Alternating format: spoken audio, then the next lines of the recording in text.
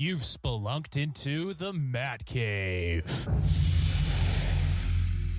Problem I have with this team is Rob Wright. Rob Wright is a black hole for the ball. It hits him, it's not going anywhere else. So Kevin Young needs to coach that out of him. That breaks his system, and that's what happened against Villanova that allowed Villanova to come back into the game. Is Rob Wright tried to do hero ball. He wanted to do it all. It was him. I'm going to do it. That's a great mentality to have, but you still have to play within your offense. And it happened again against Holy Cross. Kevin Young switched it up. AJ DeBonta and Rob Wright do start the game, but as the game goes along and the rotations start going through, DeBonta and Rob Wright are not on the floor at the same time. DeBonta does a much better job of moving the ball around than Rob Wright does. That's going to be a massive problem against Connecticut. It's going to be a big problem against Wisconsin and Miami. So, and even Clemson. Rob Wright he's either going to be the hero for the Cougars this season or he's going to be the villain. It's going to be one or the other. Hello, everybody, and welcome in, and thank you for spelunking in to another episode of the Matt Cave. I appreciate each and every one of you showing up every week. It means the world to me, and especially this week. This weekend was a rough weekend for sports in Utah. Wow. Jazz losing by 40. Yeah. Tell me again how we should root for them? Anyway, BYU getting blown out on a national stage again. They just got outcoached, outplayed in every facet of the game. It was embarrassing to watch. I had to turn it off halfway through the fourth quarter. I was getting so mad. And I thought I was getting better as a fan. Well, anyway, I'll talk about that here later. And then Utah State gets a massive win over Nevada just to cap off the I want to say something, not kosher, but the bad weekend. And also the Utah Mammoth have lost 4 of their last 5. And they've had, I think, the most difficult schedule in the NHL, not necessarily by teams played, but just the schedule they've had to play. Of their last 10 games, one of them has been at home, and that was in the middle of the 10 games, so not good stuff. I'll talk about that here in a little bit as well. But thank you all so much for being here. At least BYU men's basketball showed up. That's all I got to say. Thank you all for being here. As always, like, comment, subscribe, wherever it is, however you listen, the updates, the shares, the comments, all of it, and the reviews, wherever it is, however you listen. Help me out a ton, and it really does go a long way. You all have done so much for me, and I hope this program is good enough for you. So let's dive into things. Let's start with the stinker. On Saturday morning, 10 a.m. kickoff, Texas Tech against BYU. And BYU, it looked like BYU of Independence time, where they had these big games and they just laid a big fat egg. Bear Bachmeier finally looked like the true freshman that he actually is. I'm not blaming him for that. It's one of the best defenses in the Big 12, if not the nation. My blame lies solely at the feet of the offensive line and Aaron Roderick for not having a better game plan when he had 2 weeks to prepare. You had 2 weeks, and your team didn't put up a touchdown until garbage time. That's pathetic. No, I'm not saying to fire Aaron Roderick. I'm not saying to fire Kalani Sitake. Anybody who says that is a fool, and you shouldn't listen to them. They are giving into their emotions, and they're not thinking critically about it. Because, and I've said this for years now, who are you going to get to replace them that would do a better job? The answer is nobody. There's nobody out there that's better than Kalani Sitake at preaching the message of BYU. Yeah, I know, I just heard a big groan from Utah fans, but it's true. And as far as like offensive coordinator goes, who's going to slot in there? He tried a big name. Do you remember the Ty Detmer debacle? That's the big name. So there's nobody really there for him to grab.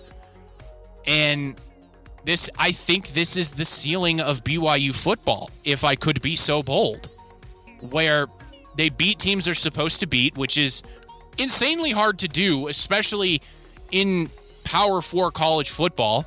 Just ask Utah. So they beat the teams they're supposed to beat now for 2 years running, right? And they get into these massive games. College game days there. The national media, the spotlight is burning a hole through your skin. And you choke. I think that is BYU's ceiling. Now, my question to all of the BYU fans out there listening is, what would you prefer? A middling program that goes nowhere, maybe makes a bowl every year, 6 to 7 wins a year. Let's say a comparable team would be Kansas State, right? Would you be Kansas State? Or would you rather have BYU where it is, where they do get into the college football playoff ranking, where they are really high up in that initial one? They start the season undefeated 8 to 9 games into the year, and then they drop off late in the year because they don't have the depth, or the coaching chokes up, or the players just aren't prepared for that spotlight. Me personally, I prefer to be in the conversation. I prefer to have people at least look at the university, even if it is for a meme, even if it is as a, BYU, right? Top 10, next week they'll be out of the top 25. That sort of stuff. I'd rather have that because guess what? People are talking about the program. It's like Utah. People talk about Utah. So I would rather have that than become Kansas State or Arizona, where it's a miracle if you make a bowl game every year. So that's what I would prefer. And that's not to knock Arizona or Kansas State. That's just the state of their programs right now. And looking at BYU as it stands, they have a real opportunity to get really good in the transfer portal.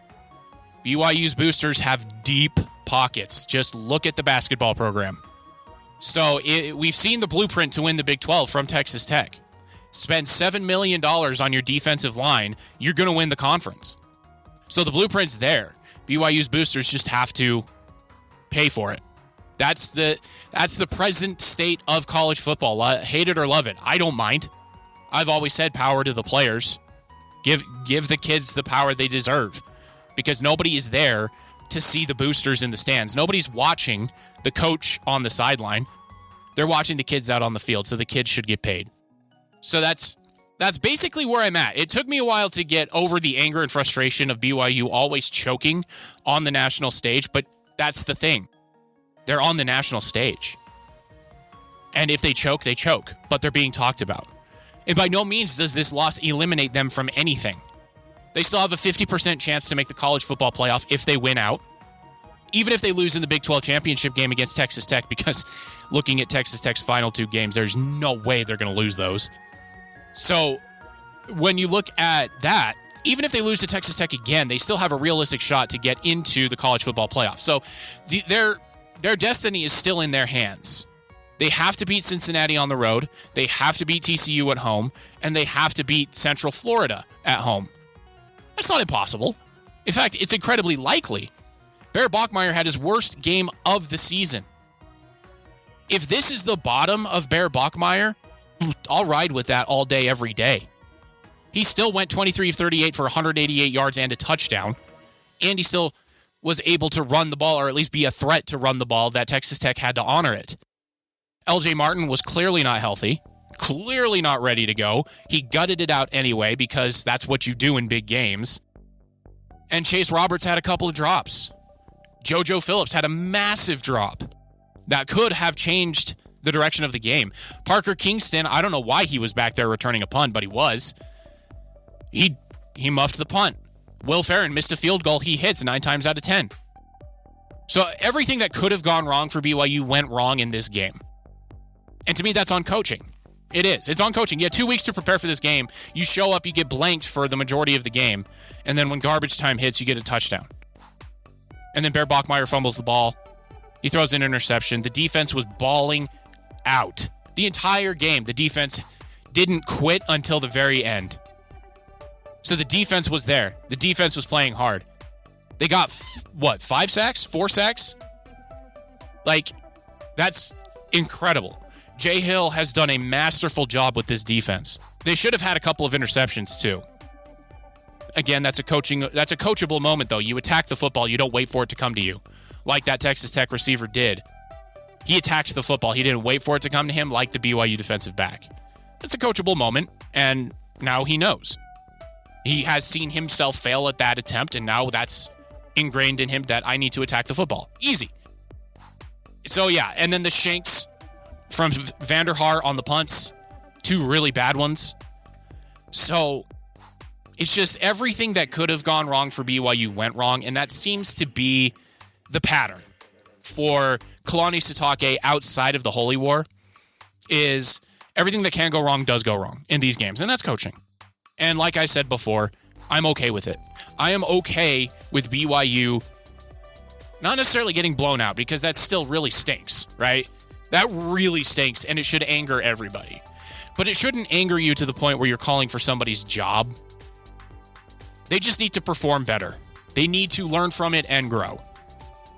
And Kalani Sitake's message of love everyone, love your opponent, that the fans need to do a better job of that. They were really good about donating to the Texas Tech Red Raider fan, or I can't remember exactly his attachment to the program, but they raised over 6 figures for him. So obviously the fans can do it. They just need to do better internally. And so, yeah, it sucks. BYU lost a massive game, but season's far from over. There's still 3 games left. All 3 are incredibly winnable. TCU just lost to Iowa State, the same Iowa State that BYU ran off the field. And that top 10 passing offense that Kirk Herbstreit was talking about with TCU, they didn't even put up the same stats that Bear Bachmeier did against them, against Iowa State. So the rest of the season is completely within BYU's control.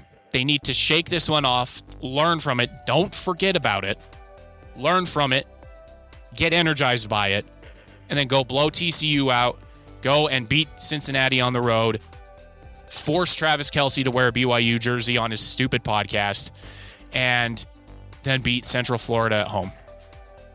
It's all there for the take it for BYU. The season's not over. Was this embarrassing? Yes. Is it a coachable moment? Absolutely. Will this team improve from it?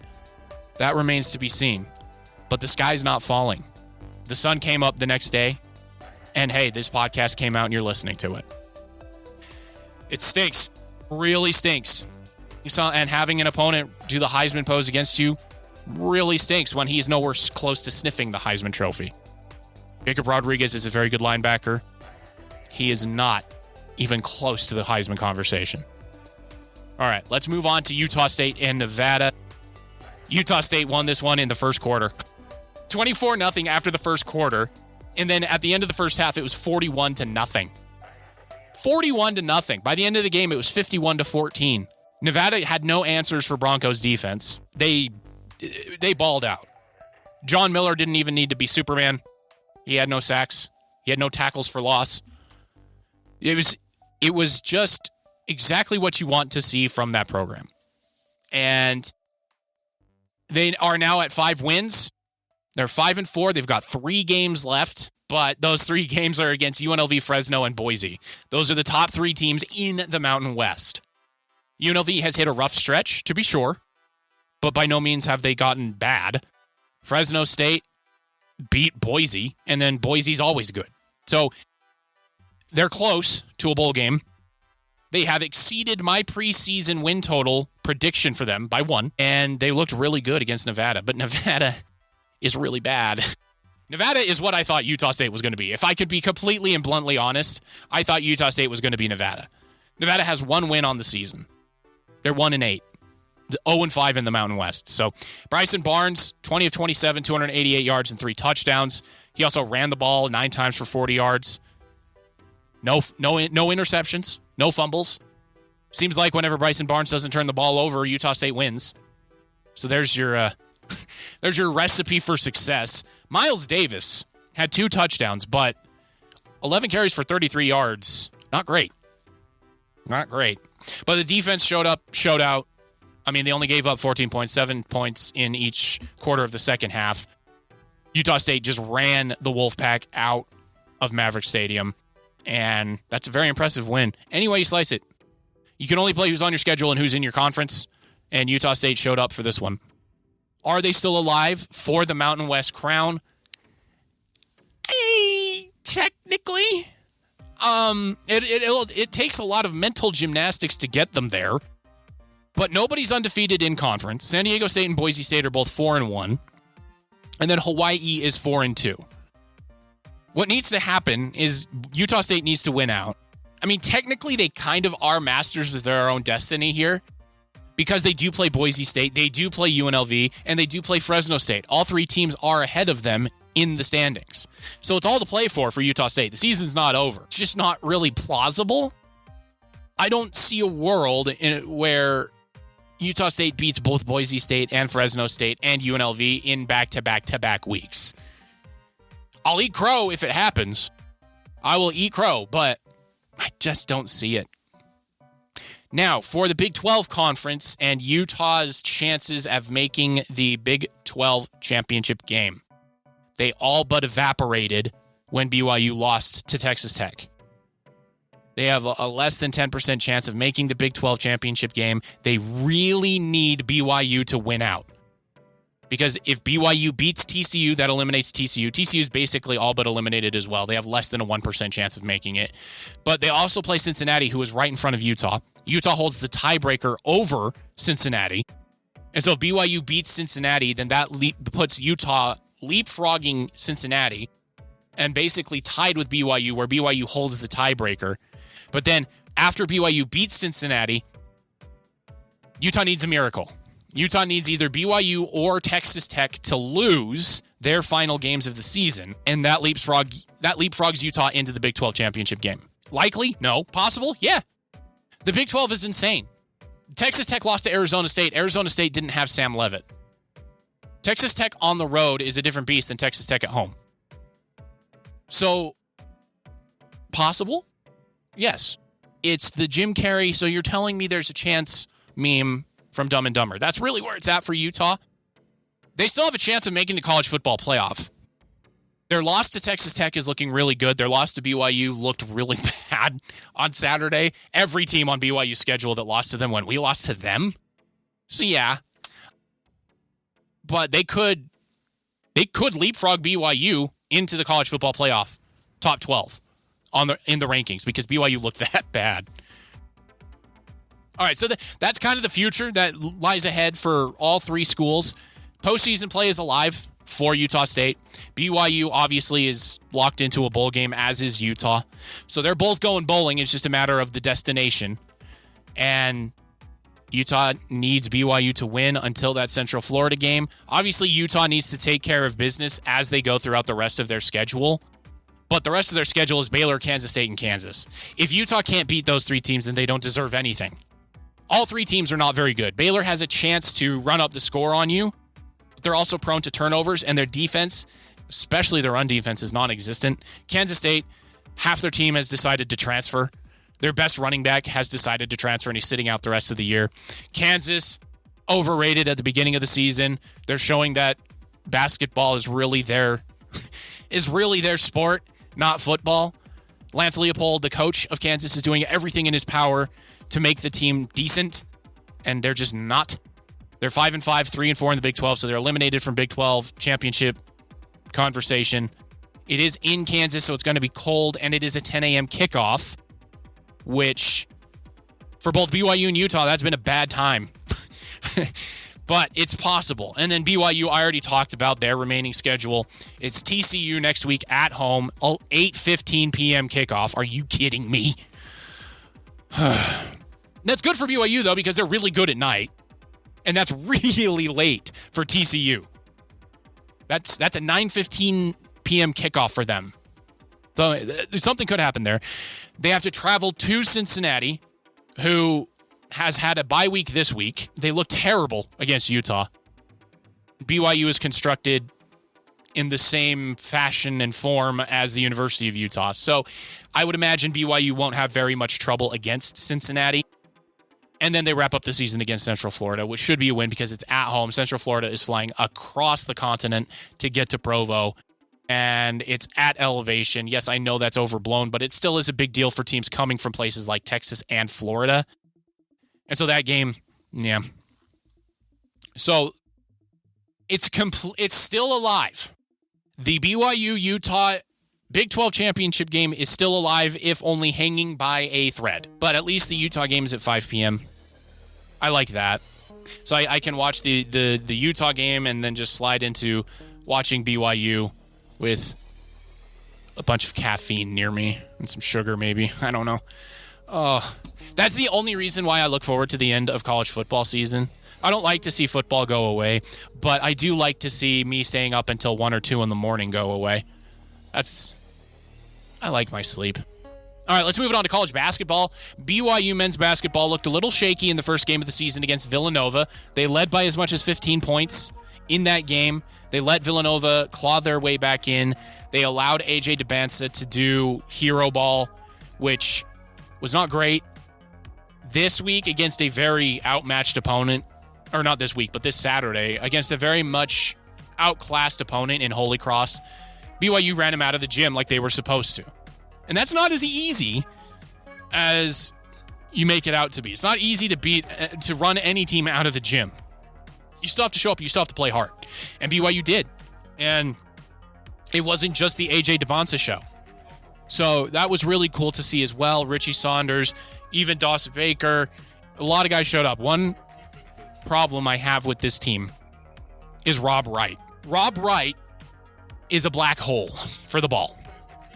It hits him, it's not going anywhere else. So Kevin Young needs to coach that out of him. That breaks his system, and that's what happened against Villanova that allowed Villanova to come back into the game, is Rob Wright tried to do hero ball.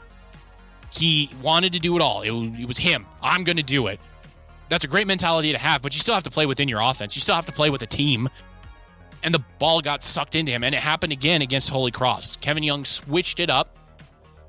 AJ DeBansa and Rob Wright do start the game, but as the game goes along and the rotations start going through, DeBansa and Rob Wright are not on the floor at the same time. DeBansa does a much better job of moving the ball around than Rob Wright does. So that's something to look for as we move through the season. That's going to be a massive problem against Connecticut. It's going to be a big problem against Wisconsin and Miami. So, and even Clemson. So it's got to get coached out of him somehow. He's got to play within the offense. The offense has proven it works. You move the ball around, somebody's open, they're going to hit that three. It's just, oh boy. Rob Wright might, he's either going to be the hero for the Cougars this season or he's going to be the villain. It's going to be one or the other. Does he have the talent to do it? Yes, he does. But in those big games, like against Villanova, that becomes a big problem because the other guys on the floor get out of rhythm. Every basketball player will tell you if you don't touch the ball at least once on every possession, you feel out of rhythm and you're not going to hit your shot. So that's what's happened a couple of times with Rob Wright on the floor. Just something to keep your peepers peeled to there, Spelunkers. But overall, looked really fantastic against Holy Cross. It was a really good palate cleanser for me at the end of the night after seeing BYU get run off the field in Lubbock and then seeing the Mammoth get skated out of the rink by the Canadiens. The Mammoth are going through it, everybody. Their last 5 games, they've lost 4 of them. In those games that they lost, they gave up 6-5, 4, and 6 goals. Vemelka is having a really rough time, and so is Vanacek in this streak here. But there is something I want to point out. When you look at their schedule, of their last, 1, 2, 3, 4, 5, 6, 7, 8, 9 games, 8 of them have been on the road. That's ridiculous. I get that they're professionals. I get it's a truncated schedule because of the Olympics. And so the league has to shut down for 2.5, 3 weeks. But 8 of 9 on the road for one team is ridiculous. The schedule makers failed, and they failed hard on this one. And Ryan Smith needs to either choose that the Delta Center is going to be a sports complex or a conference area or concert area, because this is ridiculous to expect any team to do this. Basketball, hockey, doesn't matter. And I've heard, I haven't gone to a concert at the Delta Center since I was 18 or 19 years old. I've heard that the audio there is terrible. It's not good. There's better venues within the city that people can go to. Well, Ryan Smith, you own the Delta Center. Do you want it to be a home where your teams can win, or do you just want to make money? When money's involved, they're always going to want to make money. So the teams are going to struggle. That's just where we're at with that. So blame falls squarely on the shoulders of Ryan Smith because he wants it to be an entertainment complex and not a sports arena. And so you get Trans-Siberian Orchestra kicking out the Utah Mammoth. Yeah. That's real. Boy. And don't get me wrong, Trans-Siberian Orchestra is a fun concert. It really is. It's a great concert. But they could do it at like the Salt Palace or something. It does not have to be at the Delta Center. Anyway, so losers of 4 of their last 5. And their win was in overtime against Buffalo. So they are going through it. They are in the mixer as we speak. And they are not looking good. They come out pretty good in the first period. The second period is the worst period in sports for any team. So the Utah Mammoth are the worst in the second period of any team anywhere, ever. If Utah didn't have to play in the second period, they would win every game. And that's not even a joke. That's true. That's statistics. I don't know the actual number, but they are 28th in the NHL when it comes to goal differential in the second period this year. That's out of 32 teams. Yikes. They're towards the top in the other 2 periods. I think they're 9th in the third and 2nd in the first period when it comes to goal differential. So what's going on there? So I'm just calling out a bunch of stuff that worries me. I do like that Andre Turgeon is switching up the lines. He's moving people around. He's trying to get a fire lit under these guys. The problems I'm seeing with Utah are the same ones that they're calling out on the telecasts. And that's the uber talented first and second lines just aren't doing the simple hockey play. They're not dumping and chasing. They're trying to skate and carry the puck in through 4 guys. That's never going to work in the NHL.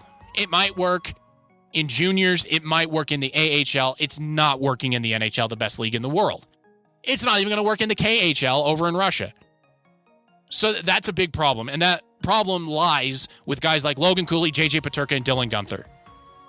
All 3 of them are frustrated because they're not scoring. All 3 of them are frustrated because the team's losing. So they're trying to do something to have the team win. I get it. But you have to play within your team. Not even Joe Sakic, Steve Yzerman, Bobby Orr could carry the puck in against 4 guys and score a goal. It just isn't going to happen. Then the power play is incredibly frustrating to watch because they can't keep the puck in the offensive zone. Their power play is 23rd in the league. That's not good. And then their penalty kill is even more frustrating to watch because they can never get it out of the D zone long enough to get a shift change. They rocket it down the ice. It bounces off the backboard. The opposing goalkeeper can then get it back to his team fast enough so that Utah can't make a change. And so they get these tired skaters that I keep hearing Dom Moore talk about when a goal goes in. So their penalty kill is 19th. Their goals against per game is 14th. That's still top in the league. And they are scoring 3.27 goals per game. So that's slightly above what they're allowing. But this road trip, this road sequence, these last 9 to 10 games, I hope it's woken them up. There is going to be a homestand coming up here very soon-ish. I mean, it's 2 games and they're back on the road for 2. But it's incredible to me, the reaction of the fan base. So the fan base is talking about firing Andre Turgeon, about benching Vejmelka, about putting Dylan Guenther on the 4th line. It's not going to do anything. That's going to make the team worse. They're going through it right now. They're in the blender. They know they are. They're not happy about how they're playing. Yeah, they did give up towards the end against Montreal. They did. Everybody saw it. So now it's on to Ottawa today as I'm recording this. We'll see how that one goes. If they bounce back and get a win, that's huge. Because if we look at the standings, which it's too early to look at the standings, they're still sitting 4th in the Central Division at 18 points. That puts them, tied for 4th in the West? That's pretty darn good. So yeah, they're going through it right now. Their road record is 500, 5-5. Their home record is 4-1. Yeah, that's real. 5 home games to 10 road games. That's real. No other team in the NHL has gone through that. I can guarantee you that. In fact, if you look at the Buffalo Sabres, they've played 10 games at home and only 5 on the road. So the schedule has been really bad for Utah early on. The fact that they are as high as they are is incredible. We should all be very pleased about it. And just know that later on in the season, there's going to be a lot of home games. And I'm unemployed right now, so I can't buy tickets to them. But the barn better be loud, because the game against Tampa Bay, it may as well have been a church service, because there was no noise during that game. So yeah, it's frustrating right now. The Mammoth are losing a lot. It's an 82-game season. The Mammoth are not the Jazz. The Mammoth are not trying to lose. And so you're not going to see these 6-2 games very often. They gave up. Veggie had a horrid night. He let in 3 really soft goals. So we'll see how it goes moving forward. I just think Veggie needs a little bit of time off. Give Vanacek a couple of starts here. He'll bounce back. The top 2 lines will not continue to not score points, I hope. The switch up Andre Tourigny did, I thought was going to do great against the Canadiens. It didn't do anything. Those top 2 lines didn't score a dang point in that game. I almost swore right there. They didn't score a dang point in that game. Clayton Keller looks angry. Logan Cooley looks, quite frankly, pissed off. So something needs to happen. And I think it's going to happen either against Ottawa or when the homestand starts, where they're just going to explode for a ton of goals. The homestand starts, well, it's not even really a homestand. It's 2 games. But Wednesday, November 12th and Friday, November 14th, Buffalo and the New York Islanders are coming to town. Cross-country trips. They're going to be on a West Coast road trip themselves. So they're going to be pretty tired. So there is a chance for Utah to go on another run here. And I'll be very interested to see if they can do it. If not, maybe GM Bill Armstrong needs to step in and remove some players. But the 3rd and 4th lines for Utah during this losing streak have been fantastic. Lawson Krause scoring goals. Michael Carcone solidifying himself as a guy who's not going to be a healthy scratch. Turbo Tanev flying up and down the ice. Like, this team is really fun to watch still. It's just a frustration going on where they're turning the puck over in the neutral zone way too often. They have way too many giveaways because the young guys are trying to do too much. And so everybody just needs to calm down and just play hockey. Really, that's the simple point of it all. Just settle down and play hockey. All right, that's the show, everybody, this week. Thank you all so much for being here, and I will see you all next week when we spelunk back into the Mad Cave.